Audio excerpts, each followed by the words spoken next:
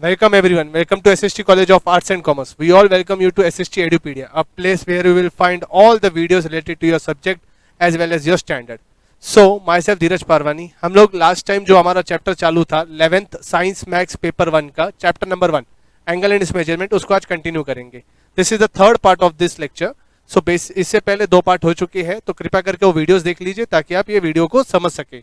तो इसे previous lectures में जो हम लोगों ने कवर किया था that was exercise 1.1 and in that we have covered a new measurement of angle that is called as the radian.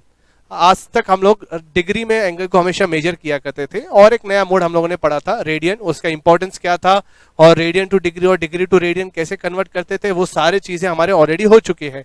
तो इनकेस अगर आपने वीडियो नहीं देखा होगा तो प्लीज उसको देख लीजिए ताकि आपको ये कंसेप्ट ज्यादा अच्छे समझ में आए. सो आज जो हमारा टॉपिक है that is sector and its basic.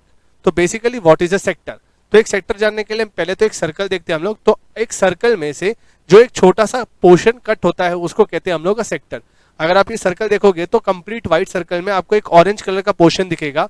That orange portion is a sector and the sector comprises of 3 parts, जिसके अंदर 2 पार्ट ऊपर आप देख सकते हैं वो होंगे सेम रेडियस, उनको कहते हैं are, that is radius.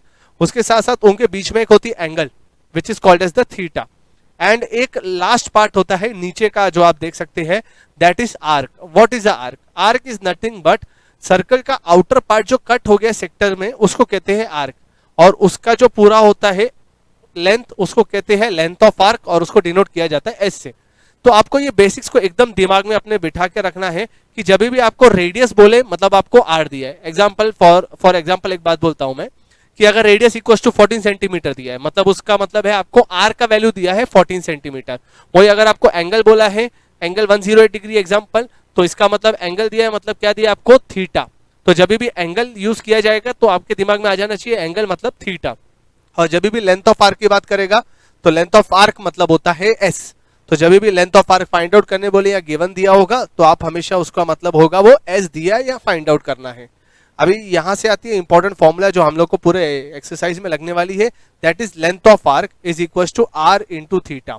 S is equal to R into theta is the most important formula that would be used for complete exercise. But इसके अंदर एक चीज को आपको ध्यान देना है कि थीटा डिग्री में कभी भी नहीं होना चाहिए. Theta should be always in radian. तो इनकेस अगर आपको डिग्री में दिया होगा तो आप आंसर डिग्री में नहीं निकालोगे, आप उसको रेडियन में कन्वर्ट करोगे and then only you will find the answer. Okay, तो प्लीज ये फॉर्मूला को नोट डाउन कीजिए. उसी के साथ ये 3 टर्मिनोलॉजीज को याद कीजिए कि जब भी रेडियस दिया मतलब आर दिया, जब भी एंगल दिया मतलब थीटा दिया, जब भी लेंथ ऑफ आर्क दिया मतलब एस दिया. तो आइए इन्हीं बेसिक्स को आगे लेते हैं हम लोग. एक्सरसाइज 1.2 शुरुआत करते हैं. Question number 1, find the length of the arc. Find the length of arc. Find मतलब हो गया question mark, length of arc निकालना है. तो याद करो बच्चा लोगों, लेंथ ऑफ आर्क मतलब होता है एस. तो as per the given condition we need to find S.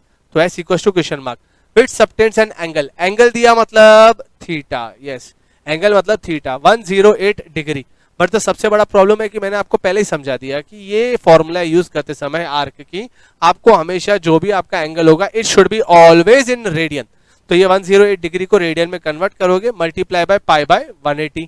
वापस टेबल लगाओगे ऊपर 2 और 4 का लगा के. लास्ट में जो फाइनल आंसर आएगा it is 4 pi upon 5 radian. It is 4 pi upon 5 radian.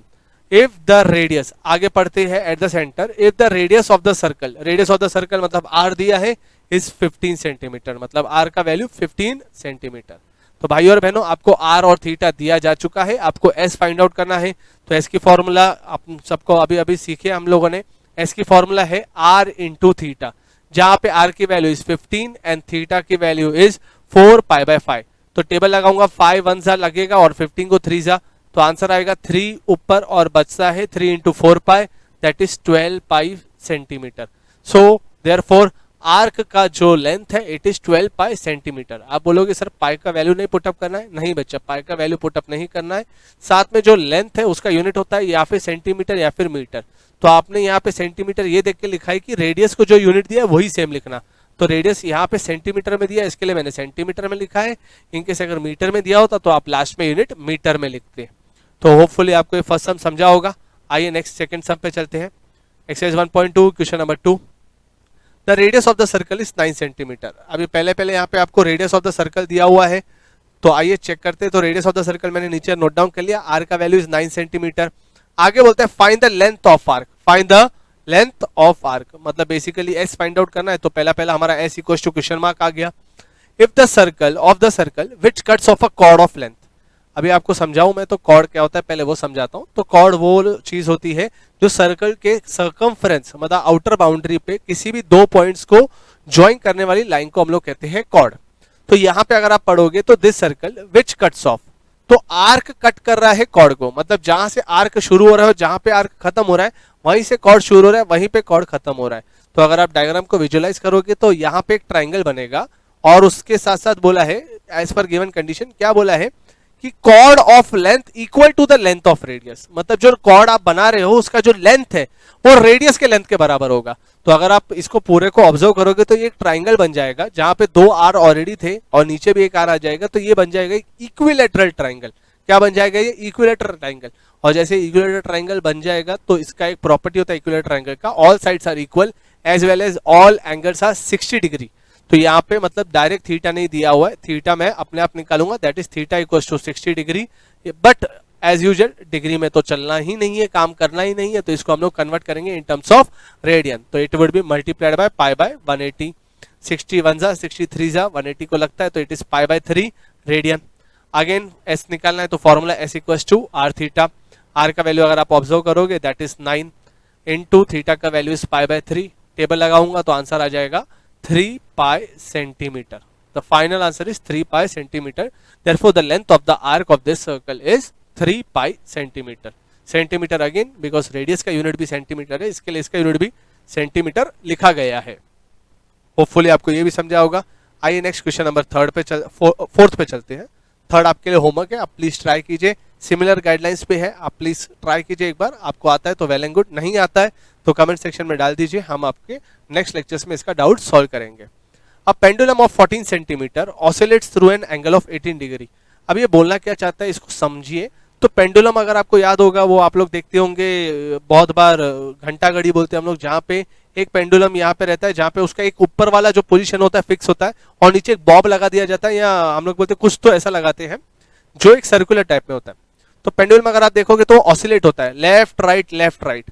तो बेसिकली अगर पेंडुलम की लेंथ की बात करेंगे तो the length is not of the Bob, the length is जो रॉड उसको बॉब तक नीचे हैंग कर रहा है, जो एक फिक्स्ड एंड से नीचे वाले एंड तक हैंग कर रहा है उसको कहते हैं बॉब।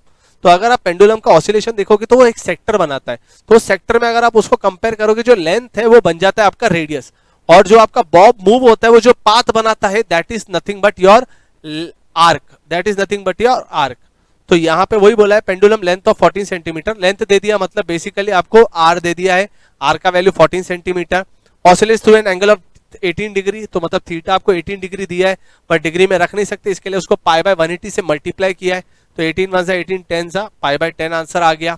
उसी के साथ आपको बोला है find the length of his path, मतलब बेसिकली अगेन ऐसे ही निकालना है। तो एस का formula again it is equal to R theta, R का वैल्यू 14 इंटू थीटा का वैल्यू पाई बाय 10, टेबल लगाइए 2 की तो आंसर आएगा 7 pi by 5 centimetre. Therefore the length of its path is 7 pi by 5 centimetre. इसी formula पे एकदम last सम है, दैट इज क्वेश्चन नंबर 5। तो 2 arc of the same length subtends angle, अभी यहाँ पे जो बोला है पहले वो समझो, 2 आर्क सेम लेंथ की, तो यहाँ पे एक आर्क की लेंथ को S1 बोलते हैं तो दूसरे आर्क की लेंथ को बोलेंगे हम लोग S2। तो as per the given condition 2 arc of same length, दोनों की लेंथ भी सेम है, यानी S1 is equal to S2, this is your first condition. Subtends angle of 60 degree है 75 डिग्री, अभी 2 एंगल भी बन गया, तो एंगल को हम लोग पहले बोलेंगे θ1 फर्स्ट एंगल को, सो θ1 60 डिग्री, θ2 75 डिग्री। आप अगर ऑब्जर्व करोगे तो इसमें मैं कन्वर्ट नहीं कर रहा हूं, क्यों सर? आइए 2 मिनट में देखते हैं क्यों इसको कन्वर्ट नहीं करेंगे।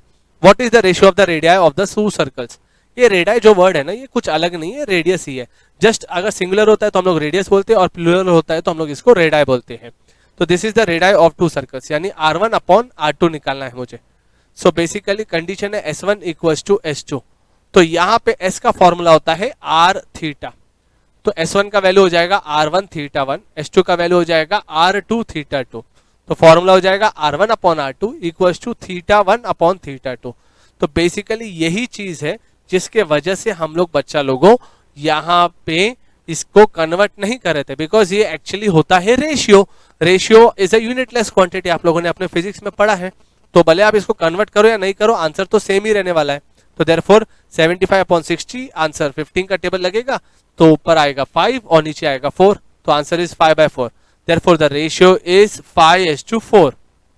सो होपफुली आपको ये सब कंसेप्ट अच्छे से समझा होगा.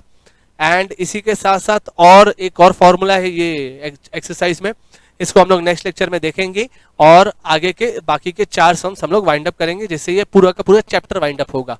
So hopefully you will be keeping watching SST Edupedia for your further lectures. Thank you everyone for joining with SST College of Arts and Commerce.